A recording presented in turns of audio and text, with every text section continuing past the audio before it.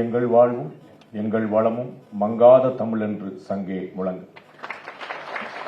நண்பர்கள் அனைவருக்கும் இனிய புத்தாண்டு திருநாள் வாழ்த்துக்கள். நிறைய நல்லது நடக்கட்டும், இறைவன் கூட இருக்கட்டும், எங்களுடைய ஊருடைய தாயார் ஆண்டாளம்மா கூட இருக்கட்டும். ரொம்ப ஒரு அற்புதமான நிகழ்ச்சி இது. ஒரே நாடு பத்திரிகையை வெறும் 3 பேர் வச்சுட்டு எங்க அண்ணன் நம்பினாரன் எப்படி செயல்படுத்துறாருன்னு எனக்கு தெரியும். அதுக்கு சந்தாதாரர்கள் எவ்வளவுங்கிறது மட்டும் இல்ல, உள்ள கான்ட்ரிபியூட்டர்ஸே ரொம்ப பெரிய சேலஞ்சிங். பட் திரு நாராயணன் அவர்களை நம்பி எதையும் கொடுக்கலாங்கிறனால தான் அவருக்கு நம்பி நாராயணனே பேர் வச்சாங்க. சங்கத்துல இருந்து வளர்ந்தவங்க அப்புறம் அப்படிதான் இருப்பாங்க. என்ன கிடைக்குது அப்படிங்கறதெல்லாம் இல்லாம என்ன இருக்குதுன்னு பார்த்துட்டு வேலை பார்க்கக்கூடியவங்களா அப்படி இருக்கிறாங்க. நான் பார்க்க அவர்கள் ஒட்டுமொத்தமாக தியாகம் தான் அவர்களுக்கு சொல்லிக் கொடுக்கப்பட்டதே. அது இத நான் சொல்லல, எங்கள் அண்ணன் திருமாவளவன் சொல்லியிருக்கிறார். உண்மையிலேங்க இன்னைக்கு காலையில ஒரு பொதுக்கூட்டத்தில் கட்சியில மேடையில பாத்தீங்கன்னா மொத்தம் 3000 பேர், ஏதோ ஒரு 300 பேர் நினைக்கிறேன். அது நம்ப மாட்டீங்க, அவர் தான் மேடையில் இருக்கிறவங்க பூரா துரத்துறாரு, கீழே இறங்கு கீழே இறங்கு கீழே இறங்குன்னு இறக்கி விட்டது பூரா அங்க அண்ணன் திருமாவளவன் தான். அவர் தான் இன்னொரு சந்தர்ப்பத்தை சொல்லியிருக்கிறாரு, இந்த RSS காரங்க என்னைக்காவது மைக்கு முன்னாடி பாத்திருக்கியா? என்னைக்காவது நான் பேசணும்னு பேசி ஆசைப்பட்டு பாத்திருக்கியா? தலைவரோட போட்டோ எடுக்கும்போது பின்னாடி பாத்திருக்கியா? கிடைச்ச இடத்துல படுத்து கிடைச்ச சாப்பிட்டு வச்சுட்டு அவ்வளவு பெரிய தியாகம் பண்ணிட்டு இருக்காங்கன்னு அண்ணன் வசிஷ்டர் வாயால பிரம்மரிஷி பட்டம் வாங்கின மாதிரி அண்ணன் திருமாவளவன் வாயாலேயே RSS அவ்வளவு பெரிய பட்டத்தை வாங்கியிருக்கு. அதுல இருந்து வந்தவர் திரு நம்பி அவர்கள் நிறைய சர்வப்பரி தியாகம் பண்ணக்கூடிய ஒரு பெரிய விஷயம். நான் 2 பெரிய தமிழ்நாட்டின் மிக முக்கியமான நாளிதழ்கள் பயிற்சி பெற்றவன் அப்படிங்கிற அடிப்படையில் இது எவ்வளவு பெரிய சேலஞ்ச் அப்படிங்கிறது தெரியும். அது ஒரு பெரிய ஒரு சவாலான விஷயம். அதை அண்ணன் செஞ்சுக்கிட்டு இருக்கிறாரு. இப்போ மின்னிதெல்லாம் வந்துகிட்டு இருக்குது. நாளேடு ஆரம்பிக்கணும் அப்படின்னு அண்ணன் சொன்னாரு. உடனே இங்க உடனே ஆரம்பிக்கணும், நாளைக்கு ஆரம்பிச்சிடலாம்னாரு. அவர் இது சப்ஸ்கிரைப் பண்ணலன்னு எனக்கு தெரியும். சொன்னவர் அது சொல்லிட்டு போறது ஈஸி, அதுக்கப்புறம் செய்யறது யாருன்னு எனக்கு தெரியும். அன்னை வேற வெளியில பார் கோடு வச்சிருக்கோம். பார் இல்ல, பார் கோடு வச்சிருக்கோம். அதை பூரா ஸ்கேன் பண்ணி போங்கன்னாரு. 300 ரூபாய் இந்த புத்தகம். நானும் பாக்குறேன், 2 குவார்டர் வேலை யார் யாரெல்லாம் வாங்க போறீங்கன்னு பாக்குறேன். 300 ரூபாய் இதோடைய இந்த நாளேட்டுடைய இந்த இதழுடைய விலை. அந்த நம்பர் மட்டுமே கிடைச்சாலே போதும், நீங்க பார்க்காட்டாலும் கூட அண்ணன் அனுப்பிக்கிட்டே இருப்பாரு. அது ஆன்லைன் இதா வந்துகிட்டே இருக்குது. ஒரு பெரிய முயற்சி. அதுல ரொம்ப முக்கியமான விஷயம் பாத்தீங்கன்னா, நிறைய கட்சிகளுடைய தொலைக்காட்சிகள் நாளிதழ்கள் நம்பர் 1 இருக்கிறது இல்ல. அது ஒரு நிதர்சனமான உண்மை. இன்னைக்கு ஆளுங்கட்சியா இருக்கிறது திராவிட முன்னேற்ற கழகம். அவர்களுடைய அதிகாரப்பூர்வ நாளேடு முரசொலி. அப்ப திராவிட முன்னேற்ற கழகத்துடைய தொண்டர்கள் மட்டுமே வாங்கி படித்தால் முரசொலி தான் தமிழ்நாட்டில் நம்பர் 1 நாளிதழாக இருக்கணும். அவங்களுக்கே தெரிஞ்சிருக்கு அதுல என்ன வரும் அப்படின்னு. அதனால அது நம்பர் 1 நாளேடா இல்ல. அதேதான் எல்லா ஊடகங்களுக்குமே, அவர்களுக்கு மட்டும் இல்ல, எல்லா டிவிக்குமே, எல்லா பேப்பருக்குமே. ஆனால் ஜெயலலிதா அவர்கள் பொதுச் செயலாளராக இருந்தபோது அதிமுக காலை எல்லாரும் சாமி கும்பிட்டு தான் நமது எம்ஜிஆர் பேப்பரை திறக்கணும். யாருடைய பதவி இருக்கு யாருடைய பதவி இல்லைங்கிறது காலையில நமது எம்ஜிஆர் பார்த்தாதான் தெரியும். அது போன்ற விஷயத்தை அண்ணன் நயினார் நாயந்தன் அவர்கள் இதுல செஞ்சார் அப்படின்னு ஆட்டோமேட்டிக்கா எல்லாரும் பார்க்க ஆரம்பிச்சிடும். அதை எல்லாருமே அங்கங்க போட்டுட்டு நாங்க அங்க பார்த்துட்டு நீங்க பார்த்துன்னா அப்புறம் யார் பாப்பா? அப்படிதான் போயிட்டு இருக்கும் நமக்கு. அப்போ அதிகாரப்பூர்வ நாளேடு அப்படின்னா திரு இலகணேசன் அவர்கள் ஒரு பெரிய தியாகி. அது 75 எமர்ஜென்சி பீரியட்ல இன்னைக்கு நிறைய இளைஞர்கள் இங்க இருக்கிறீங்க, நான் பாக்குறேன். அப்படி நிறைய பேரை சொன்னாலே வைப்ரண்ட் ஆக மாதிரி இளைஞர்கள். நாமெல்லாம் பிறப்பதற்கு முன்னாடி இருந்தே இந்த பாலிடிக்ஸ் பண்ணிட்டு இருந்தவர் அண்ணன் இலகணேசன். தமிழ்நாட்டில் பிஜேபி அப்படிங்கிறது இருக்குதா அப்படின்னு யாருக்குமே தெரியாத போது அவரோ திரு எச் ராஜா அவர்களோ அவங்க எல்லாம் பாத்தீங்கன்னா ஜனசங்க காலத்துல இருந்து அவ்வளவு பெரிய ஆச்சரியமான உழைப்புல கொடுத்துட்டு இருந்தாங்க. உண்மையான தியாகம். தலைமறை வாழ்க்கை, வீட்டோடு இருக்க முடியாது, பேச்சுலர் லைஃப் வாழ்ந்தவங்க. அதெல்லாம் கற்பனை பண்ண முடியாது. இன்னைக்கு கதையை கேட்டா திரு அண்ணன் அண்டைவர்கள் சொன்னாங்க, அதெல்லாம் கதையை கேட்டா நடந்திருக்குமா இந்த மாதிரி அப்படின்னு ஒரு பெரிய ஆச்சரியப்படும். ஆனா இந்த வரலாறுகள்லாம் சொல்லப்படவே இல்லை. வரலாறுனா அது காங்கிரஸ் கூடியது, அவ்வளவுதான். வரலாறுனா மாதிரி யாருக்குமே கிடையாதுங்கிற மாதிரி ஆயிப்போச்சு. சினிமான்னு அஜித் சொல்லுவாங்க போல, அந்த மாதிரி வந்துருச்சு. அப்ப இது ஒரு பெரிய தியாகம் பண்ண ஒரு தலைவர்கள் கொண்டு வந்த ஒரு நாளேடு. அப்ப அதற்கான முக்கியத்துவம் எப்படி கிடைக்குங்கிற பார்க்கணும். சோசியல் மீடியால ஒரே நாடு ரொம்ப ஆக்டிவா இருக்கணும். அது நீங்க எப்படி செயல்படுத்துறதுங்கிறதா. நமக்கு இன்னைக்கு பூவுக்கே சென்ட் அடிச்சு தான் விற்க வேண்டியிருக்கு. இந்த பூவுக்கே சென்ட் அடிக்கணும். பூவை தன்னால மணக்கணும் தாண்டி இது எவ்வளவு தூரம் உங்கள்கிட்ட சரக்கு இருக்கு, மிடுக்கு இருக்கு அப்படிங்கறத நீங்க உள்ள மார்க்கெட்டிங் பண்றது மூலமா தான் சாத்தியப்படும். நம்ம பார்த்திருக்கோம், பாரத பிரதமர் நரேந்திர மோடி அவர்கள் ஒரு ஆகப்பெரிய செயல் வீரர், ஒரு மாஸ்டர். அவரை மாதிரி ஒரு செயல் வீரர் ஒரு நாளைக்கு 26 மணி நேரம் உழைக்கக்கூடியவர். அந்த மாதிரி ஒரு மனிதர் பார்க்கவே முடியாது. அதே சமயத்துல அவர் மார்க்கெட்டிங்லயும் எங்கேயுமே குறவிடலங்கிற பார்க்கும். இன்னைக்கு இந்தியா முழுக்க ஒவ்வொரு மாநில அரசுகளும் முதலீட்டுக்கான கூட்டங்களை நடத்தும் போது அதை இந்தியாவிலேயே முதல் முறையாக குஜராத்தில் நடத்தி காட்டியவர், வைப்ரண்ட் குஜராத் நடத்தி காட்டியவர் பாரத பிரதமர் நரேந்திர மோடி அவர்கள். அன்னைக்கு முதலமைச்சராக இருந்தவர் வைப்ரண்ட் குஜராத்துக்காக சென்னையில மார்க்கெட்டிங் பண்ணார். அந்த கூட்டத்தில் செய்தியாளர், நான் தினமலருடைய செய்தியாளர், நான் போய் கவர் பண்ண போயிருந்தேன்.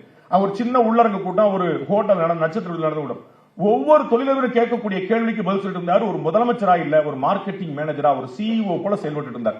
அப்ப எவ்வளவு தூரம் உழைப்பு இருக்கிறதோ அவ்வளவு தூரம் வெளிச்சமும் இருந்தால் தான் இதற்கான விடியல் கிடைக்கும். அப்ப இந்த ஒரே நாடு அப்படிங்கிறது ஒரு கடுமையான உழைப்பை கொண்டதா இருக்கு.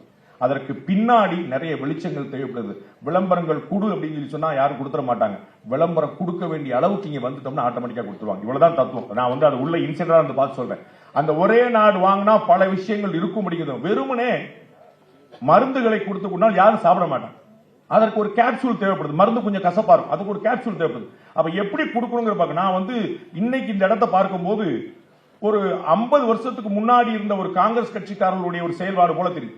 அதற்கு அதெல்லாம் தாண்டி அண்ணாமலை காலம்லாம் வந்துருச்சு. அப்ப அது அப்படியே எங்க அது டிரான்ஸ்பார்மேஷன் ஆகணும் அப்படிங்கிற பாக்க அது வேற ஒரு இடத்துக்கு நகரணும். ரொம்ப அற்புதமான விஷயம் மின்னிதழா வந்தது. அந்த மின்னிதழா வந்ததுல உள்ள என்னென்ன கண்டென்ட் இருக்குங்கிறது ரொம்ப முக்கியமா இருக்கணும்.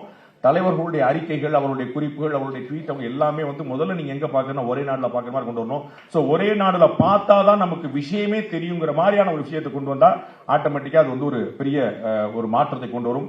ரொம்ப அருமையான சின்ன பிள்ளைங்க அண்ணங்கள்லாம் வர்றதுக்கு முன்னாடி பியூட்டிஃபுல்லா வேலுநாச்சியார் பத்தின ஒரு நாடகத்தை நடத்தி காட்டினாங்க. நீங்க எல்லாம் சீரியஸா பேசிட்டு இருந்தீங்க, அந்த பிள்ளைகளை பார்க்காம செல்போன் நோண்டிட்டு இருந்தீங்க, அதையும் நான் கவனிச்சேன். ஆனாலும் அந்த பிள்ளைகள் ரொம்ப சீரியஸா தங்களுடைய கடமைகளை சிறப்பா முடிச்சாங்க. RSS காரர்களை போலவே யார் கவனிக்கிறார் யார் கவனிக்கவில்லை என்பதெல்லாம் கர்மமே கண்ணாயினார் போல தங்களுடைய கடமையை செவனே செய்வனும் அந்த பிள்ளைகள் ரொம்ப அற்புதமான ஒரு விஷயத்தை பண்ணி காட்டினாங்க. அண்ணன் சொன்னார், இந்த மாதிரி நாங்க ரங்கராஜ் பாண்டே பேசுறதுக்குன்னே வச்சிருக்கோம் அப்படின்னு. இதற்கு முன்னாடி அண்ணன் சுபவி அவர்கள் சொல்லியிருக்கிறார் ஒரு வாழ்த்து செய்தி ரங்கராஜ் பாண்டேக்கு. பாஜக எதிர்பார்த்தது என்னமோ ரஜினிகாந்த், அவர்களுக்கு கடை சேர்ந்தது என்னமோ ரங்கராஜ் பாண்டே. அவ்வளவு எதிர்பார்த்தாங்க, பாவம் அவ்வளவுதான் கிடைச்சிருக்கு அப்படின்னு அண்ணனுடைய வாழ்த்து செய்தியில் அது இருக்குது. இன்னைக்கு காலையில ஒரு மூத்த IAS ஆபீசர் முன்னாள் IAS ஆபீசர் இன்னைக்கு பாவம் இருக்கிறவங்க யாருக்கான இருப்பாரு, முன்னாள் IAS ஆபீசர் அப்படியே என்ன நடக்குது, எப்படி போகுது, எப்படி இருக்குன்னு சொல்லிட்டு இருக்கும்போது you are there in the party, no? Which party, sir? And BJP? No, are you not in the party? Shock ஆயிட்டார். பார்ட்டி இல்லையா? நான் சொன்னேன், இப்படிதான் சார் பிரச்சனை, இவங்க பூரா நம்மள சங்கின்னு திட்டுறாங்க, அவங்க பூரா நம்மள சேர்க்க மாட்டாங்க, ரெண்டுமே இல்லாம அவர்கள் காயத்ரி சொன்ன போல நடுநிலைமை ஆக்கி விட்டாங்க ரெண்டுமே அப்படின்னு சொல்லிட்டு அந்த மாதிரி ஒரு விஷயம் ஓடிட்டு இருக்கு. எல்லாருக்குமே ஒரு எதிர்பார்ப்பு இப்படிதான் வந்திருக்கும் அப்படின்னு. எனக்கு எந்த கவலையும் கூட, எந்த மேடையா இருந்தாலும் ஏறி பேசுவேன். அது பிஜேபி மேடையா இருந்தாலும் சரி, திமுக மேடையா இருந்தாலும் சரி, விடுதலை சிறுத்தைகள் மேடையா இருந்தாலும் பேசுற இடத்த பூரா உண்மையை தான் பேசுவேன். எனக்கு அதுல எந்த குழப்பமும் இல்லை. இன்சிடென்டலி பாருங்க, திராவிட முன்னேற்ற கழகத்துடைய மேடையில நான் பேசும்போது ஒரு விஷயம் சொன்னேன். உங்களுக்கு 2026 தேர்தல் நீங்கள் நினைப்பது போல சுலபமாக இருக்க போவதில்லைன்னு சொன்னேன். அண்ணன் நயினார் வந்துட்டாரு. It is not going to be as much easy task. பாருங்க, யாருமே எதிர்பாராம பிரஸ் மீட் 12 மணின்னு சொல்லிட்டாங்களா, 2 மணின்னு சொல்லிட்டாங்களா, 4 மணின்னு சொல்லிட்டாங்களா. எங்க அண்ணன் எடப்பாடி பழனிசாமி எமகண்டம் முடிஞ்ச பிறகு 3 to 4 முடிஞ்ச பிறகு ஒருவன் வந்தார், அவ்வளவுதான், வேற ஒன்றுமே கிடையாது. அது என்ன நடக்குமா நடக்குமா பாடி லாங்குவேஜ்ல திரு எடப்பாடி பழனிசாமி இப்படி மேல பார்த்துட்டு இருந்தாரு. நான் என் தம்பி மாதேஷ் பேட்டி கேட்டார், சார் மொத்தம் 7 சேர் வச்சிருந்தாங்க, அப்புறம் 6 சேர் தான் போட்டாங்க, பின்னாடி என்டிஎன் போட்டாங்க, அப்புறம் பிஜேபி பார்த்தாங்க, ஒருத்தர் ஹலோ மைக் டெஸ்டிங் சொல்லிட்டு இருந்தாரு, அதை நீங்க பாக்கல அப்படின்னு. என்னங்க எதெல்லாம் கேள்வி ஆரம்பிச்சு, இதெல்லாம் ஒரு பிரச்சனையாக. அப்ப நின்று போட அவர் அத்தனை கேள்விக்கு பதில் சொல்ல இல்ல, அவர் பேச விடல. எங்க அவரை பேச விடல, அவர் வீட்டுல தான் போய் நைட் சாப்பாடே சாப்பிட்டாரு. இரவு விருந்தே திரு எடப்பாடி பழனிசாமி அவருடைய வீட்டுல திரு அமித்ஷா அவர் சாப்பிட்டுருக்காரு. ஆனா இவங்க எப்படி நீங்க பதறாதீங்க, நீங்க பதறீங்க நடந்துருங்க அப்படின்னு. ஐயோ அப்படி அவர் இதற்கு முன்னாடி சொன்னாரு, சார் கூட்டணி அமைய பங்குனி உத்திர தன்னைக்கு நல்ல முகூர்த்த தன்னைக்கு நடக்க போது பாத்துட்டே இருக்கு, நடந்துருச்சு.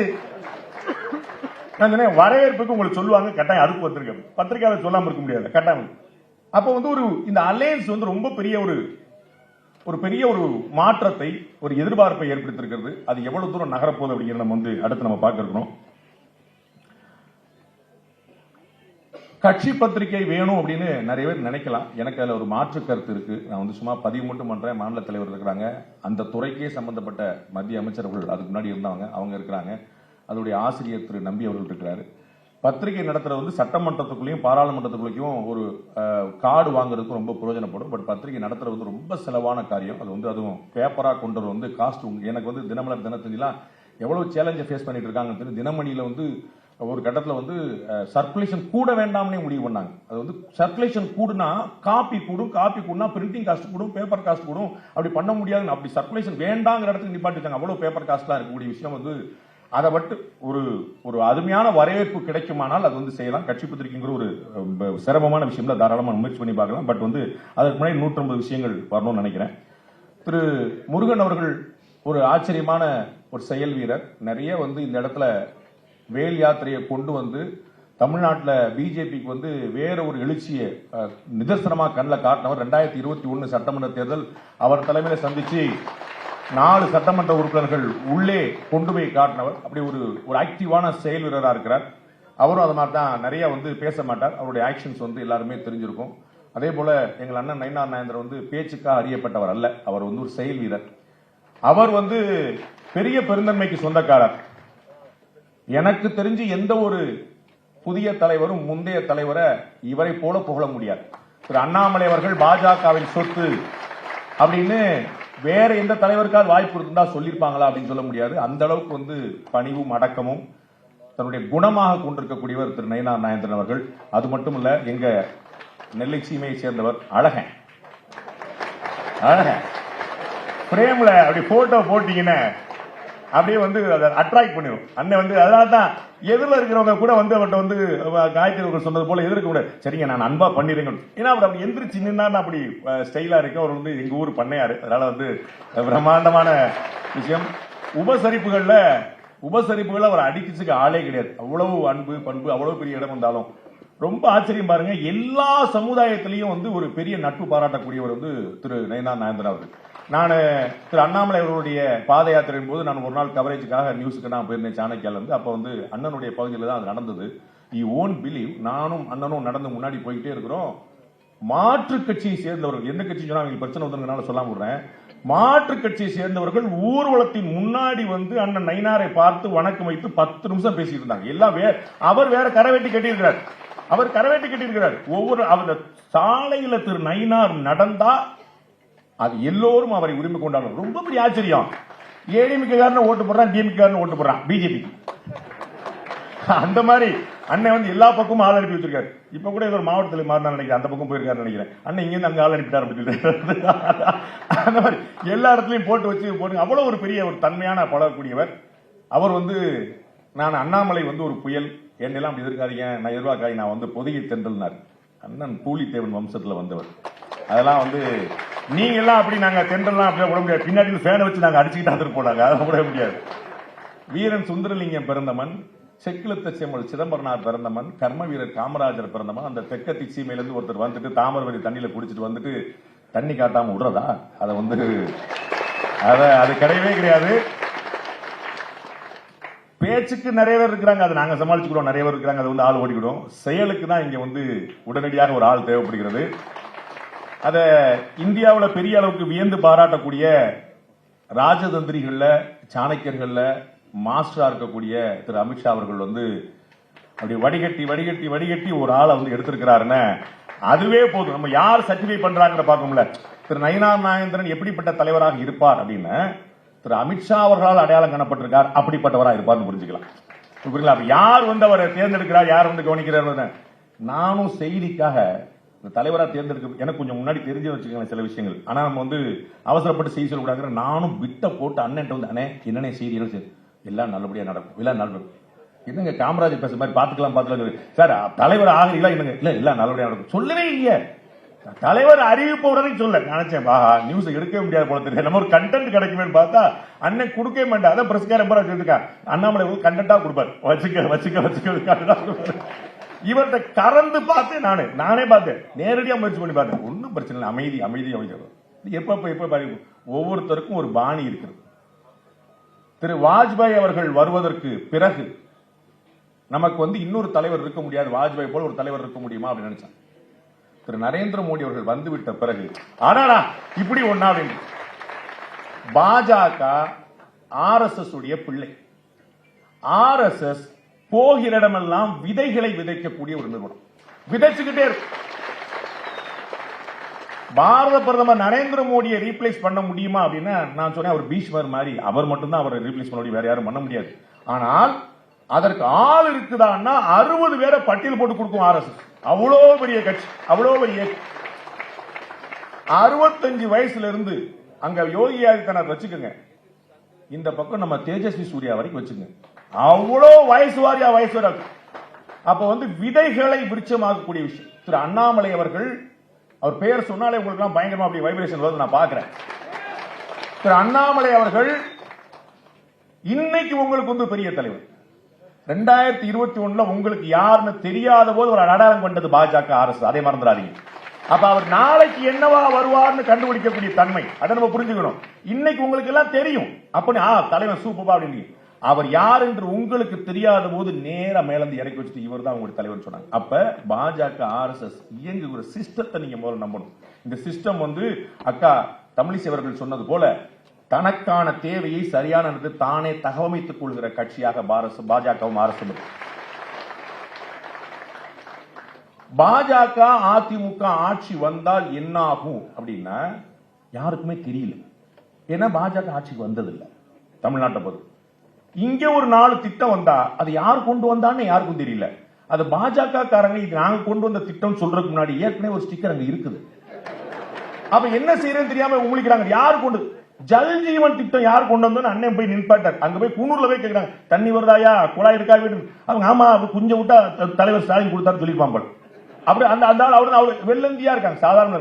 அப்ப எந்த திட்டமும் ஒரு தயக்கம் இல்ல. அண்ணன் முதலமைச்சர் திரு ஸ்டாலின் அவர்களே சொன்னாரே ஜல் ஜீவன் திட்டத்தை செயல்படுத்துங்க. நான் கூட கன்ஃபியூஸ் ஆயிட்டேன், இவர் படம் இருக்கிற தலைவர் ஜல் ஜீவன் தமிழ்நாட்டு கூட ஜல் ஜீவன் பேர் வைக்க ஆரம்பிச்சாங்க போல அப்படின்னு நினைச்சேன்.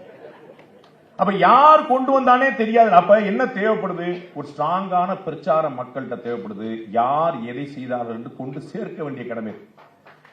நீங்க அதிமுக பாஜக கூட்டணி அமைஞ்ச உடனே அதிமுக பாஜக என்டிஏ கூட்டணி ஆட்சி அமைஞ்சிருச்சின்னு நினைச்சீங்கன்னா உங்களை நீங்களே ஏமாற்றிக் கொள்கிறீர்கள். இதற்கு பிறகு 1000 வேலைகள் இருக்கு, 100 தகராறு இருக்கும், 150 அதிருப்திகள் இருக்கும். ஒருத்தருக்கு ஒருத்தர் இன்னைக்கு ஏதோ பொள்ளாச்சி பக்கத்தில் ஏதோ ஒரு கூட்டம் கூட போட்டு அங்க முன்னாள் எம்எல்ஏ ஒரு கவுன்சிலர் தான் ஏதோ சொன்னாங்க, எங்கெல்லாம் கொஞ்சம் வருத்தமா இருந்தாலும் நிறைய வரும்.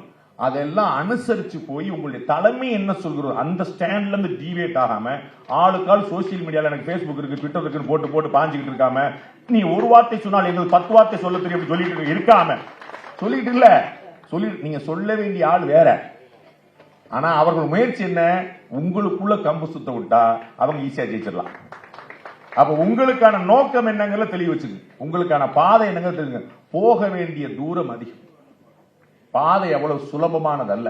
நான் சொன்னேன் 2026 தேர்தல்ங்கிறது 2016 தேர்தல் போல இருக்கக்கூடிய வாய்ப்பு இருக்கு. 2016 ஒரு கட்சி 134 இன்னொரு கட்சி 100 தொட்டு நின்னுச்சு, அது போல இருக்க வாய்ப்பு இருக்கு. ஆனால் எந்த கூட்டணி 134 எந்த கூட்டணி 100 என்பது உங்களுடைய கையில் இருக்கு. அப்ப உங்களுக்கு அந்த எண்கள் வேண்டும் என்றால் எல்லாம் மேல இருக்கிறவன் பாத்துக்குவான்னு, மேல இருக்கிற தலைவர் தான் நியமனம் பண்ண முடியும், மேல இருக்க அவங்க பண்ண முடியாது. அப்ப அது கீழே ஒவ்வொருத்தரும் கடைக்கோடி தொண்டன் வரை பாஜகவுடைய ஆட்சி எப்படி இருக்கும் என்றால் குஜராத் அதற்கு முதல் மாடலாக இருந்தது. குஜராத் மட்டுமல்ல, இன்னைக்கு யூபி. நான் இப்ப காசி தமிழ் சங்கமத்துக்கு போயிருந்தேன். என்ன சாலைகள் அங்க, நமோ காட்னு ஒண்ணு இருக்குது. திரு நரேந்திர மோடி அவர்கள் பிரதமராக வந்த பிறகு உருவாக்கப்பட்ட ஒரு காட். அது ஓரங்கட்டப்பட்டு புறக்கணிக்கப்பட்டு கேட்பார் இல்லாம இருந்த ஒரு படித்துறை, ஒரு சாதாரண ஆற்றுப்படுகை. அந்த இடத்துல என்ன பிரம்மாண்டம், அந்த பாலத்துக்கு கீழே வச்சுட்டு நமோ காட் ஒரு பெரிய டூரிசம் ஸ்பாட் ஆயிடுச்சு. அங்க இருக்கக்கூடிய கலைஞர் சொன்னார், ஒரு நாளைக்கு 25,000 பேர் வருகிறார்கள். இந்த தமிழ் சங்கம் இல்லாத சாதாரண காலங்களில் எவ்ரிடே 25,000 பேர். அது ஓரங்கட்டப்பட்டு புறக்கணிக்கப்பட்டு இருந்த ஒரு சாதாரணமான ஆற்றுப்படுகை படித்துறை. அதை கூட இப்படி மாற்றக்கூடியது அந்த ஊர் எம்பியா இருக்கக்கூடிய இந்த நாட்டுடைய பிரதமராக இருக்கக்கூடிய திரு நரேந்திர மோடி சாத்தியமாய். அப்ப அவர்களுடைய ஆட்சி எப்படி இருக்கும் என்பதை நீங்கள் தான் கொண்டு போய் சொல்லணும். தெரியாம இருந்துச்சுன்னா அது கதைக்காது. நம்ம உங்களுக்குள்ள கம்பு சுத்துறதுக்கு நிறைய சந்தர்ப்பங்கள் இருக்கு. நான் அவருடைய ஆளு, நான் இவருடைய ஆளு. தேசிய கட்சினா காங்கிரஸ் கட்சி மாதிரியே தான் இருப்பீங்களா? ஆளுக்கு ஒரு கோஷ்டி, ஆளுக்கு ஒரு பஞ்சாயத்து, நாங்கெல்லாம் தேசிய கட்சி. அப்படியே 100 தலைவர்கள் வருவார்கள், 100 தலைவர்கள் போவார்கள். இந்த கட்சி நிலைத்திருக்கும், இந்த ஆட்சி நிலைத்திருக்கும். நீங்க நினைச்சீங்க என்ன? இந்த ஆட்சி நிலைத்திருக்கும் நீங்க நினைச்சீங்க என்ன? அப்படி நினைச்சீங்கன்னா அதற்கு உழைக்க வேண்டிய விஷயங்கள் அதிகம் இருக்கு. அதை மறந்துடக்கூடாது. யாரோ ஒருத்தர் உழைப்பார் நினைச்சா அது நடக்கவே நடக்காது. நீங்கள் உழைக்க தயாரா இருக்கீங்களான்னு பார்க்கணும். ஒவ்வொரு விஷயத்திலும் சாதாரண தொண்டன் சிறை செல்ல தயாரா இருக்கான். அந்த சிறை செல்றதுக்கு அந்த வழக்கறிஞர் அணிங்கிறத ஒன்று பலப்படுத்தும். யாராவது சிறை செல்லாமல் தடுப்பேன் அப்படின்னு நிக்கணும். சிறை சென்றால் உடனடியாக மீட்பேன் அப்படின்னு நினைக்கும். உள்ள போயிட்டா வெளியே வந்திருக்க ஆள் இல்லைன்னா சாதாரண எனக்கு தெரிஞ்ச ஒரு கதை சொல்றேன். ஒரு தொண்டன் என்னைக்கோ ஒரு நாள் போட்ட ஒரு ட்வீட்டுக்காக அவனை வந்து சிறை கொண்டு போயிட்டாங்க. அவன் பிஜேபி சேர்ந்து வந்தான். ராத்திரி 2:30 மணிக்கு வழக்கம் போல இந்த பேட்டர்ன் படி கதவை தட்டி கூட்டு போயிட்டாங்க. அவங்க அப்பா பிஜேபிக்கு எங்களுக்கு சம்பந்தம் இல்லைங்க அப்படின்னு பையன் சிறைக்கு போற அப்படி பார்த்துட்டு பிஜேபி எனக்கு சம்பந்தம் இல்லைன்னாங்க. அப்ப என்ன நடந்திருக்கும் ஆக்சுவலா? ஆமாங்க, நாங்க எங்க குடும்பமே பிஜேபின்னு சொல்லியிருக்கோம். எப்ப சொல்லியிருப்பாங்க? அவர்களுக்கு துணை நிற்கிறதுக்கு 4 பேர் இருந்தா சொல்லியிருப்பாங்க. நல்லா ஞாபகம். அப்ப வெறுமனே ஐடில உட்கார்ந்து கம்பு சுத்துறேன், சோசியல் மீடியால உட்கார்ந்து கம்பு சுத்துறீங்க, களத்துல நிற்கிறதுக்கான இருக்கணும். இனிமேல் திரு நயினார் நாகேந்திரன் அவர்களுடைய கலந்து கொள்ளக்கூடிய கூட்டம் எதுவுமே உள்ளரங்க கூட்டமா இருக்கக்கூடாது. எதுவா இருந்தாலும் பெருந்திடல் கூட்டமா தான் இருக்கணும்.